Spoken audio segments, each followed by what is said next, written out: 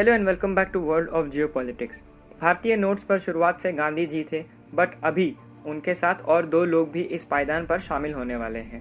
एक है doctor APJ Abdul Kalam और दूसरे हैं रविंद्रनाथ टैगोर। अभी तक मगर आइडिया नहीं है कि कौन से नोट्स में किनकी तस्वीर होगी, मगर इन चेंजेस के बारे में बातचीत ऑलरेडी चालू है आरबीआई में और ये बातचीत एक बहुत ही एडवांस लेवल तक पहुंच चुकी है। करेंसी के मामले में पाकिस्तान, चाइना, बांग्लादेश के नोट्स भी हमारे जैसे ही हैं, जहां पर उनके सारे बैंक नोट्स में सिर्फ एक ही व्यक्ति की फ़ोटो है।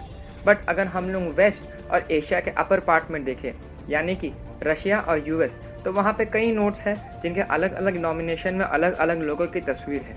जैसे कि अगर रशिया का एग्जाम्पल ले तो उनके बहुत से नोट्स में उनके अलग अलग शहरों की तस्वीर है, और अगर यूएस का एग्जाम्पल ले तो Abraham Lincoln, George Washington, Martin Luther king, ये कुछ जानी मानी हस्तियां हैं जिनकी फ़ोटोज़ उनके अलग अलग नोट्स पर हैं। अगर इंडियन बैंक नोट्स की हिस्ट्री की बात करें तो 1996 में आया भारतीय नोटों में एक रेवोल्यूशन, जब सिक्योरिटी फीचर्स को और एनहांस किया गया और बढ़ाया गया।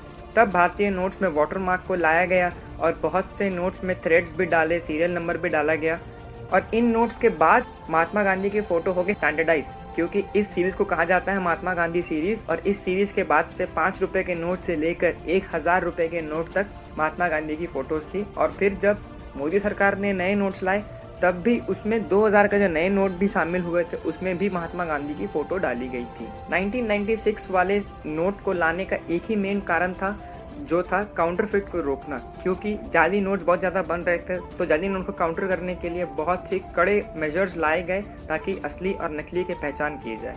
अभी के लिए बस एक दिक्कत है कि ये जो मूव अभी गवर्नमेंट खेलने वाली है, ये बाद में गवर्नमेंट के लिए प्रॉब्लम ना बन जाए, क्योंकि जैसा कि हम सब जानते हैं भारत का कल्चर बहुत ज़्यादा डाइवर्स है। अगर आज एपीजे अब्दुल कलाम और रविंद्रनाथ की फ़ोटो डाली जा रही है तो कल को कहीं महाराष्ट्र से आवाज़ ना आए कि उनके कोई लीडर की फ़ोटो डाले, या फिर नॉर्थ ईस्ट से कोई आवाज़ ना आए, या फिर पंजाब से कोई गुजारिश ना करे गवर्नमेंट से कि उनके भी लीडर्स की फ़ोटो डालें।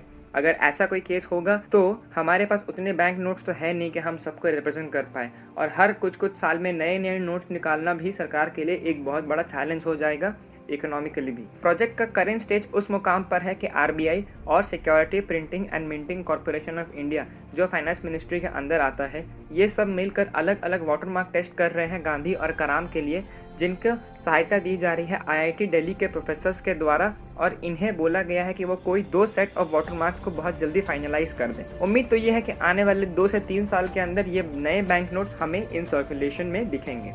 तो इस वीडियो के लिए इतना ही। अगर आपको ये वीडियो पसंद आई हो तो प्लीज़ हमारे चैनल को ज़रूर सब्सक्राइब करें और हमें अपना सपोर्ट दिखाएं। Thank you.